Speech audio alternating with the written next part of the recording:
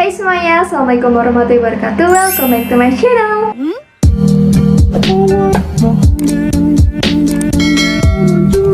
Kembali lagi di channel YouTube aku, Desta Mutiara. So di video kali ini aku bakal sharing mengenai tips cara memilih kos-kosan yang tepat, aman, dan nyaman. For the information, aku adalah anak rantau yang saat ini menjadi mahasiswa semester 5 berkuliah di salah satu universitas yang ada di Semarang. Dan aku udah beberapa kali pindah kos-kosan ke sana kemari, jadi aku udah ngerasain beberapa kos-kosan dari yang mulai lingkungannya nyaman, ibu kosnya super baik, sampai lingkungan yang rawan copet dan jambret. So di video kali ini aku bakal kasih tahu ke kalian, khususnya para mahasiswa baru atau maba yang mau merantau, untuk memilih kos-kosan yang tepat, aman, dan nyaman. Nah, buat kalian yang baru mau merantau ke luar kota atau daerah, terkhusus buat kalian para mahasiswa baru, kalian harus memperhatikan poin-poin sebelum kalian memutuskan untuk memilih kos-kosan. Karena nanti kan kalian akan tinggal di situ dalam waktu yang cukup lama, jadi kalian harus selektif dalam memilih kos-kosan. Tapi sebelum menutup videonya, buat kalian yang belum subscribe channel ini, boleh subscribe dulu biar aku lebih semangat bikin video. Gak perlu lama-lama lagi, let's get started. Poin pertama yang harus kalian perhatikan adalah harga atau budget. Jadi kalian harus tahu nih budget yang kalian punya atau orang tua kalian kasih ke kalian untuk biaya kos-kosan per bulan atau per semesternya. Karena menurut aku pribadi, harga kos-kosan itu sangat penting dan krusial banget teman-teman. Ada beberapa kos-kosan yang cuma biaya sewa kamarnya aja guys, belum termasuk listrik, wifi, bawa barang elektronik, dan sebagainya.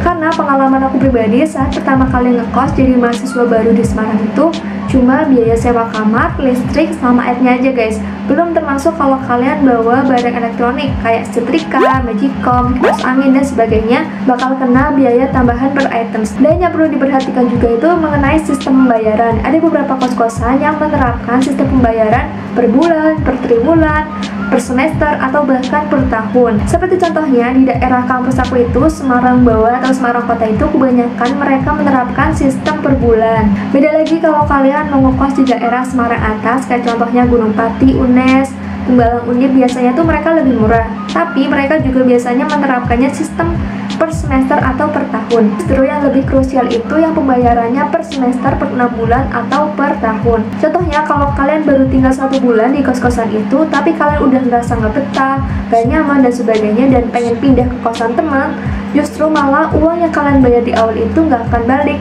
Nah, sayang banget kan? Maka dari itu kalian harus memperhatikan harga kos-kosan. Poin yang kedua adalah jarak. Jarak yang aku maksud kali ini adalah jarak dari kos-kosan ke kampus kalian. Kalian juga harus memperhatikan nih dekat atau jauh jarak. Biasanya semakin jauh kos-kosan ke kampus kalian itu akan semakin murah. Namun kalian juga harus memperhatikan nih kendaraan yang akan kalian pakai setiap harinya ke kampus. Nah kebalikannya nih, biasanya kos-kosan yang ada di sekitaran kampus dan bisa diakses dengan jalan kaki itu akan semakin mahal. Jadi kalian harus memperhatikan poin ini. Yang ketiga adalah lingkungan.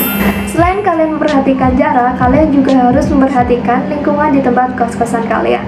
Contohnya kosan kalian itu khusus putri atau campur, juga ibu kosnya baik atau bahkan galak, dekat dengan warung atau toko, di pemukiman warga, atau bahkan jauh dari pemukiman warga. For information, menurut pengalaman aku pribadi, kalian harus benar-benar survei tempat kos-kosan kalian. Kalau keadaan nggak memungkinkan untuk survei, kalian bisa kok tanya-tanya ke calon ibu kos kalian, atau bahkan tanya ke kating-kating kalian. Jalan ini aman nggak ya kak, dan sebagainya.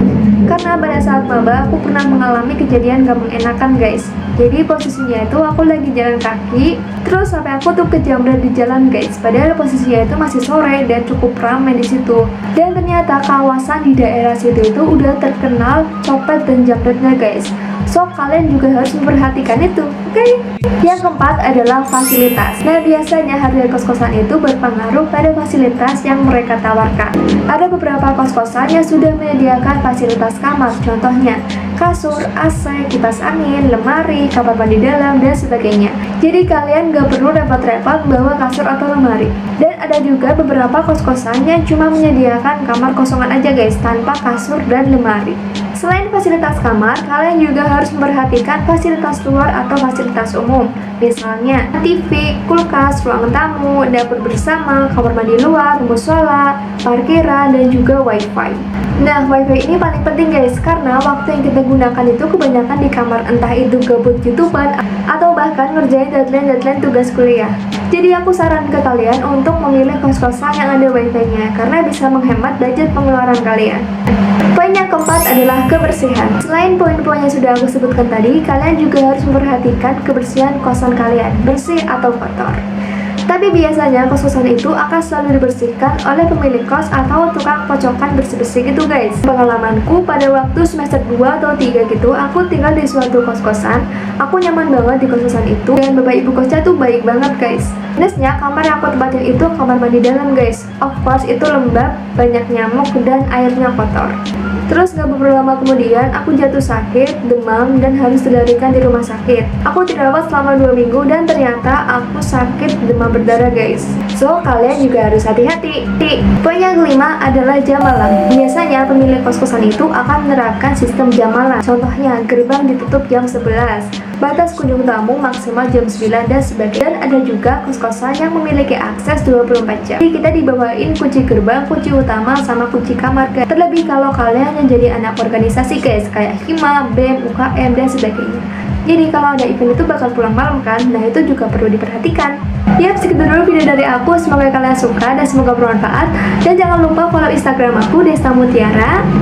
Dan jangan lupa untuk like, comment, share, dan juga subscribe channel ini. And see you on the next video. Bye-bye!